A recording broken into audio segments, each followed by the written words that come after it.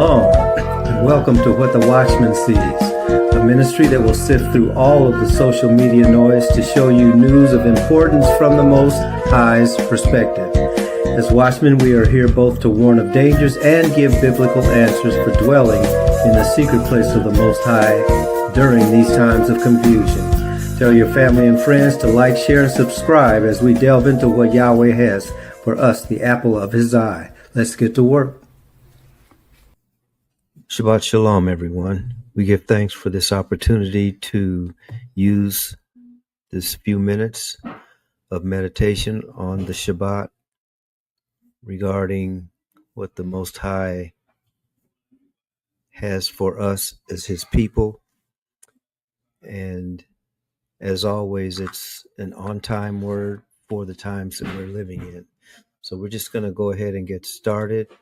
What we'll be doing is looking at 4 scriptures. So we're going to start with the scripture in Psalm 119, which says, "Your word is a lamp unto my feet and a light unto my path. I have sworn and confirmed that I will keep your righteous judgments." Psalm 119, 105 and 106. And then we will go to Proverbs chapter 18, and we're going to look at verse 21. "Life and death are in the power of the tongue, and those who love it will eat its fruit." One more in Psalm 119, starting at verse 9. "How can a young man keep his way pure? By guarding it according to your word. With all my heart I have sought you. Do not let me stray from your commandments. I have hidden your word in my heart, that I might not sin against you. Blessed are you, O Master. Teach me your statutes. With my lips I proclaim all the judgments of your mouth. I rejoice in the way of your testimonies, as much as in all riches. I will meditate on your precepts and regard your ways. I will delight in your statutes. I will not forget your word." Psalm 119, verses 9 through 16. Finally, Matthew chapter 12, verse 33.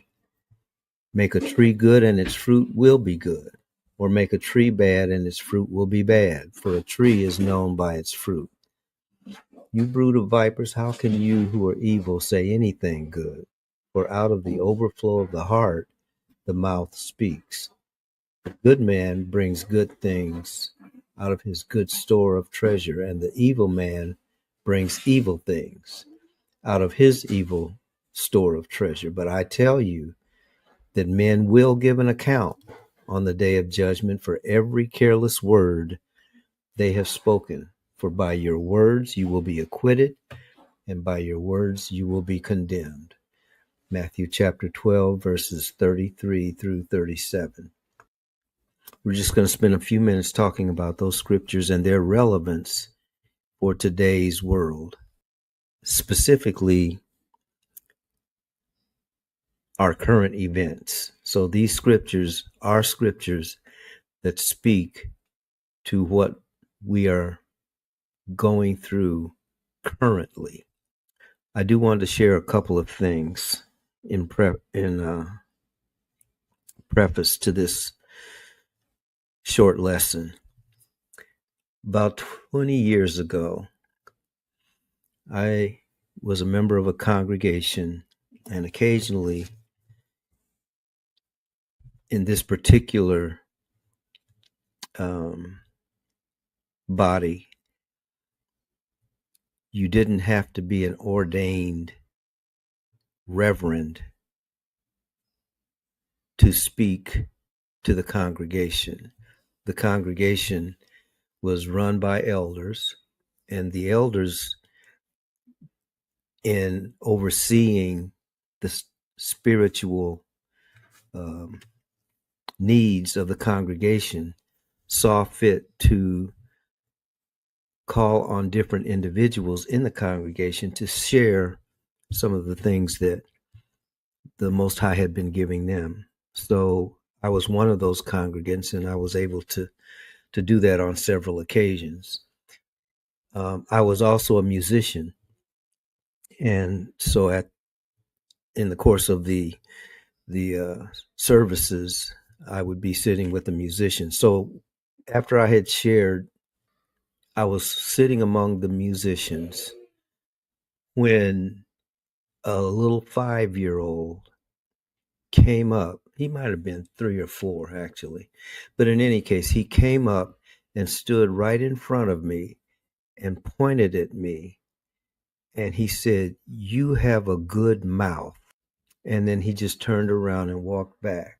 I remember that to this day because I understood what the Spirit was saying to that child who had no filters and no preconceived ideas. He just went with what the Spirit gave to him. And it took me aback to the point that I remember that interaction to this day. And to this day, as far as I can remember, that was the only time that child and I ever had any kind of interaction or communication. But he was watching me, just like children always do, which is something that us as grown-ups often forget. He wasn't just watching me. He was watching everything that happened, but he happened to focus on me at that point in time. What I was focusing on is he gave me a challenge, and the challenge was, be careful what you say, because innocence is listening to you.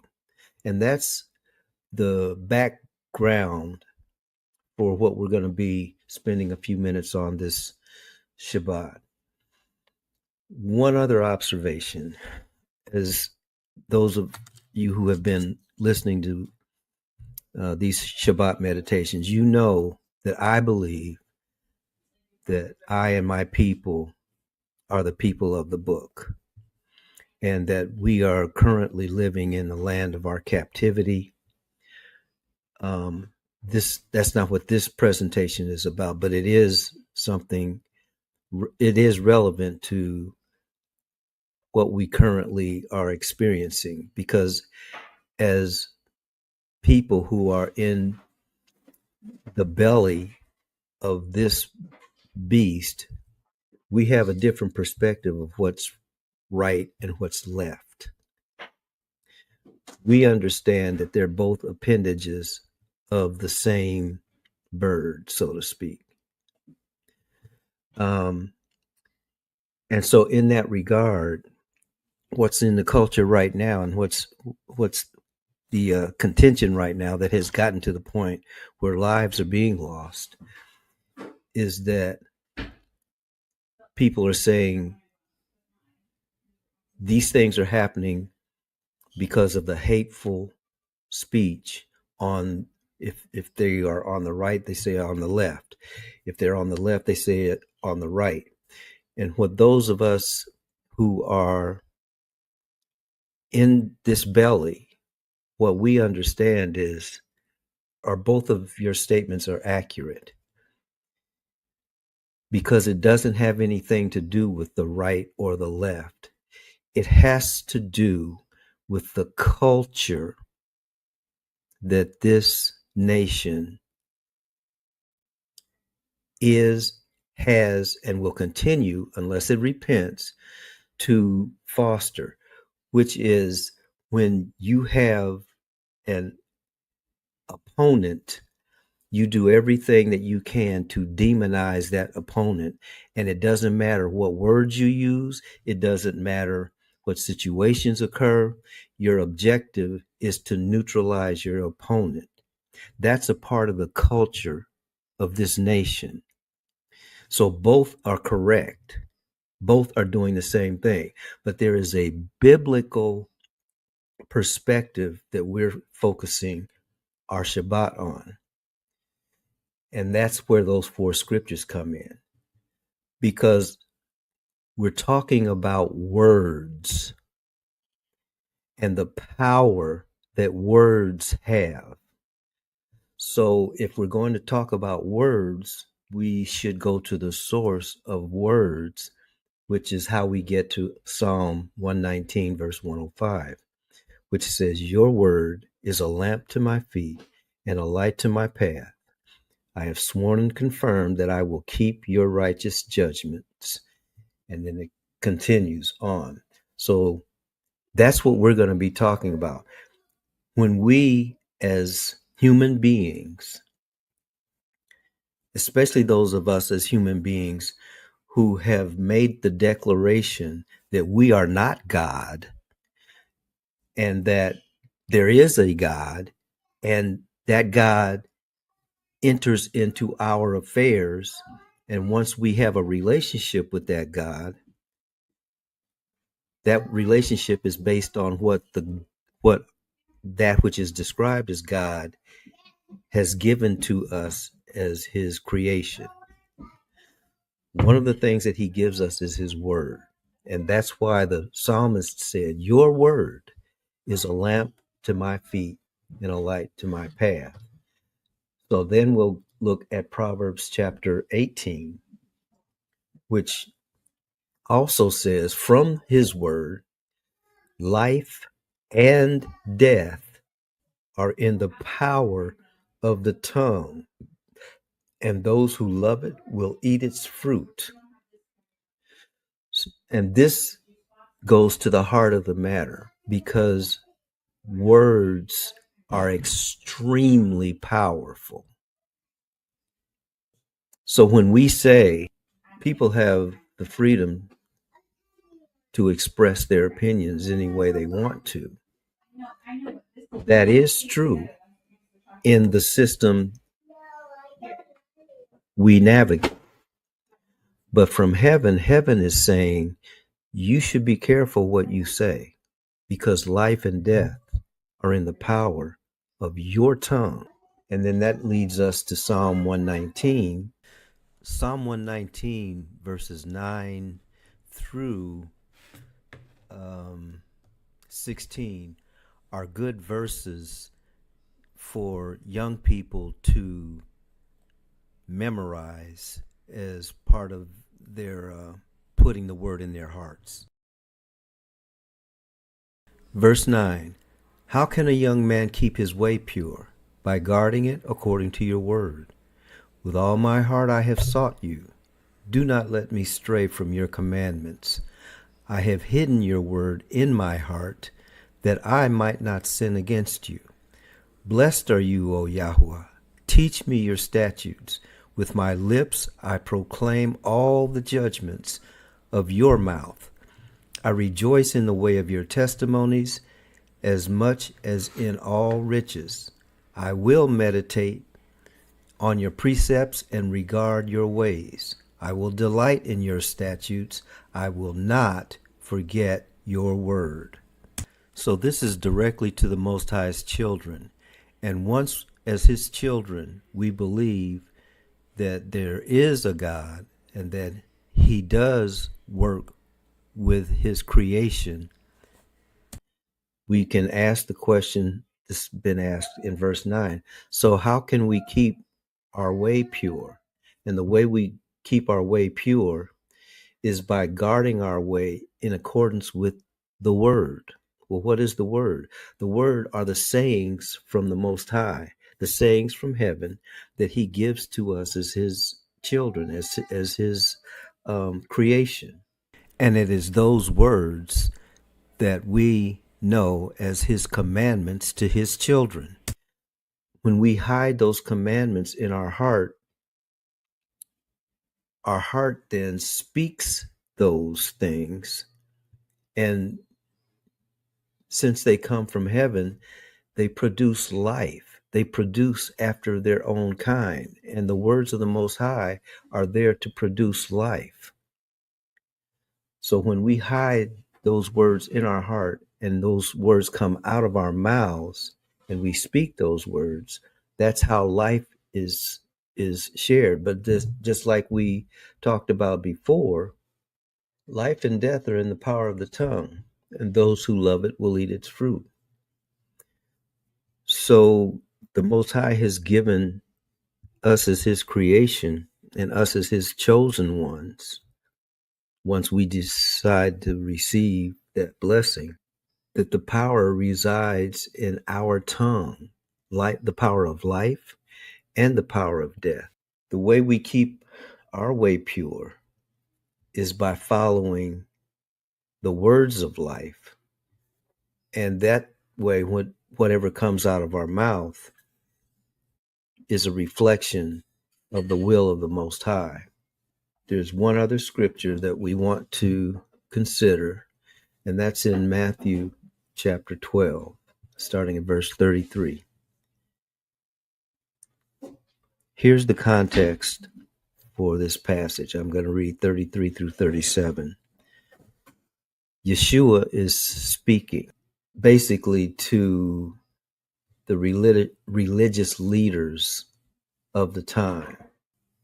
They're accusing him of all kinds of things, which goes right back to what we've been talking about. They had scriptures. They knew Bible verses. They had a culture. They had traditions that they could spout. But their hearts were not inclined toward righteousness. How do we know that? Because the creator of all those things, the creator of righteousness, the creator of the words that they were speaking, was standing right there with them, in confrontation with them. And they were using the words of the creator to condemn the creator. So that's how we know that words can be used for good or for evil. The same words. And those words are empowered by the intent of the heart of the individual or group of people who are advancing those words. So Yeshua, in confrontation with the people who claim to be the righteous ones in their society, in their community, tells them, make a tree good and its fruit will be good, or make a tree bad and its fruit will be bad, for a tree is known by its fruit. You brood of vipers, which is snakes in a pit, how can you who are evil say anything good? For out of the overflow of the heart, the mouth speaks. The good man brings good things out of his good store of treasure, and the evil man brings evil things out of his evil store of treasure. Now, before I read the next two verses, I want to emphasize that the words themselves can be the exact same words, but it's the heart speaking them that determines whether they're evil or whether they are good. Now, in our culture, we're told it's not what you say, it's what you do. So people, and especially children, getting back to the challenge that young man gave me, children don't listen to what you say. They listen to what you do. And Yeshua is saying the same thing to these evil, wicked people, using his words to condemn him. And it's because their hearts were full of evil, which is what he told them. And then in verse 36, it says, but I tell you that men will give an account on the day of judgment for every careless word they have spoken. Now, one of the things that is not spoken of enough in this particular time everybody knows it, everybody's experiencing it, but we haven't really said it. Time has been compressed now. And what I mean by that is in the past generations, a word like this is given and people would say, okay, so sooner or later you're going to be judged by the words that you speak. But in this time, whatever we speak, whether it's good or evil, is going to come right back to us because we're in that time now. And that's the case in our culture currently. So when we speak good, the fruit of our speech will be manifested almost immediately. When we speak evil, again, it can be the exact same words. It's the intent of the heart. When we speak evil, the same thing happens. The response will be almost immediate. And that's what Yeshua is saying. Whatever you say, you're going to give an account for in the day of judgment. This is that day. So for every careless word that any of us speak, we are being immediately held accountable for. And then it says in verse 37 again, for by your words you will be acquitted, and by your words you will be condemned. Who makes the determination of whether or not you're acquitted or you're condemned? You do. We do. By the intent of our heart. So it doesn't matter how many Bible verses you know. It doesn't matter that you can quote scriptures of condemnation to other people and for other people. What matters is what's in your heart when you say those things. Because whatever that is what's coming back at you. So if you're on the left, that's the case. If you're on the right, that's the case. If you're trying to walk the straight path that is neither left nor right, it's still the case because it has to do with your heart. So that's the message on this Shabbat to Yah's people. The message is by your words, you're going to be acquitted, or by your words, you will be condemned. Not in the by and by, in the here and now. So guard your heart so that the words that you speak are words of life and not words of death. That's the message of the Most High for those who have ears to hear and who have eyes to see what's going on in the culture right now. Father, bless you and keep you. Father, make his face to shine upon you and be gracious to you. Father, lift up his countenance upon you and give you his shalom.